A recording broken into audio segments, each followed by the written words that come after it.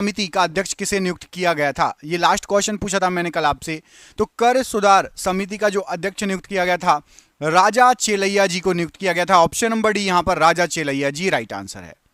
भारत में सर्वप्रथम पत्र मुद्रा चलन कब प्रारंभ हुआ था?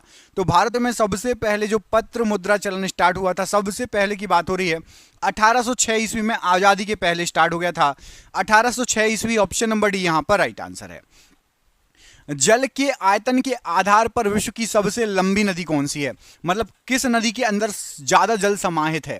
तो यदि आप आयतन के अनुसार देखेंगे तो सबसे लंबी नदी है अमेजन। नहीं तो यदि आपको नॉर्मल क्वेश्चन आता है कि सबसे लंबी, विश्व की सबसे लंबी नदी कौन सी है, तो नील नदी लगा के आना। ऑप्शन नंबर ए में नील नदी लिखा है, यह विश्व की सबसे लंबी नदी है। लेकिन क्वेश्चन आया कि जल के आयतन के हिसाब से, तो अमेजन लगा के आना। ठीक है, क्लियर है? सबसे लंबी नदी कौन सी है? तो नील नदी है, याद रखना। ठीक है, लेकिन आयतन के अनुसार आपकी अमेजन नदी सबसे लंबी है। निम्न में से कौन सी नदी भूमध्य रेखा को 2 बार काटती है? एक क्वेश्चन आता है कि कर्क रेखा को 2 बार काटती है, और एक आता है भूमध्य रेखा को जो है 2 बार काटती है। तो देखिए इसमें सब जो है अलग अलग है। तो भूमध्य रेखा को जो नदी काटती है वो है आपकी कांगो नदी। ऑप्शन नंबर ए, ये भूमध्य रेखा को 2 बार काटती है, याद रखना। और हमारे देश की माही नदी है, वो कर्क रेखा को 2 बार काटती है। ठीक है, कर्क रेखा को 2 बार काटने वाली नदी कौन सी है? तो माही नदी। और भूमध्य रेखा को 2 बार काटने वाली नदी है कांगो नदी। जोहान्सनबर्ग विख्यात है किसके लिए? तो जोहान्सनबर्ग जो है ये आपका विख्यात है सोने के खदान खनन हेतु, स्वर्ण खनन हेतु। ऑप्शन नंबर ए यहां पर राइट आंसर हो जाएगा, स्वर्ण खनन हेतु। विश्व में सबसे पहले नाइट्रेट की प्राप्ति निम्नलिखित में से किस स्थान पर हुई थी?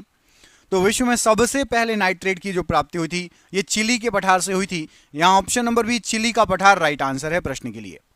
निम्नलिखित में से किस क्षेत्र में साल भर वर्षा होती है? पूरे साल वर्षा होती है। तो याद रखिएगा, पूरे साल वर्षा होगी आपकी जो भूमध्य सागरीय, भूमध्य रेखीय क्षेत्र है वहां पर।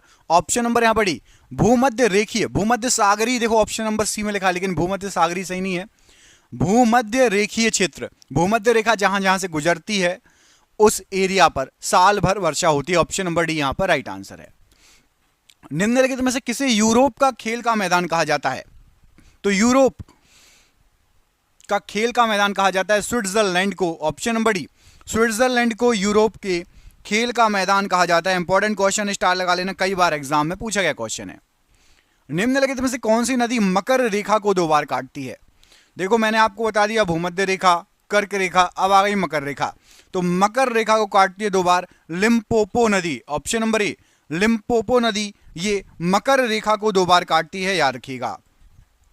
लाल नदी किस देश में बहती है? Red river. तो लाल नदी या रेड रिवर ये बहती है आपकी वियतनाम में। ऑप्शन नंबर डी, वियतनाम में आपकी जो है लाल नदी बहती है। याद रखना, ये क्वेश्चन भी एग्जाम में कई बार रिपीट हुआ है। अगला क्वेश्चन देखिए,